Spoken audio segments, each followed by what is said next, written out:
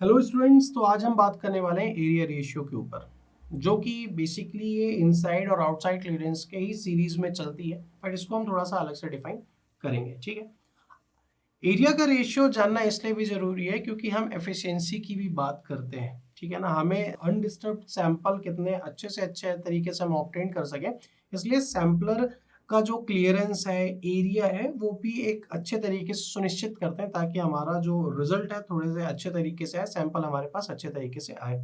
तो उसके लिए जब हम एरिया रेशियो की बात करते हैं तो इसको हम डिफाइन करते हैं ए आर से, और इसका जो फॉर्मूला बनता है वो क्या होता है, maximum cross sectional area of cutting edge.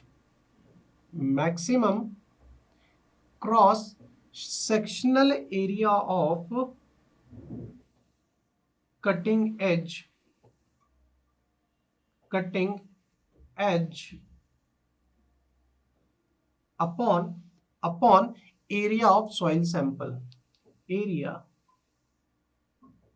Of soil sample. और इसको हम मल्टीपल कैसे करते हैं, 100 से। तो ये एरिया रेशियो हमारे पास परसेंटेज के फॉर्म में आता है। ठीक है ना, उसके बाद अगर हम टिपिकली फॉर्मूले की बात करें कि maximum cross sectional area of cutting edge हमें कहां से मिलेगा, तो हमारा जो प्रीवियस इनसाइड और आउटसाइड के अंदर जो हमने डायग्राम यूज किया था वहीं से हमको मिलेगा। और ये फॉर्मूला क्या होता है, d2 का स्क्वायर माइनस d1 का स्क्वायर अपॉन d1 का स्क्वायर इंटू 100। ये आपका क्या है, आपका ए आर है, जहां पे ए का मतलब आपका क्या है, एरिया रेशियो।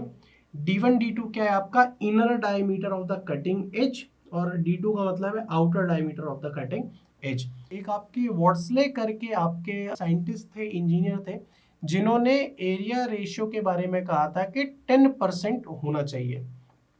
और अगर अच्छी गुड क्वालिटी की बात करेंगे तो वो क्या होना चाहिए आपका, या तो 10% होना चाहिए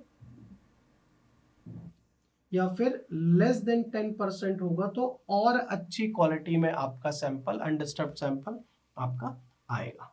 तो आई होप आपको ये एरिया रेशियो टर्म समझ में आया होगा। आज के लिए इतना ही। Thank you very much.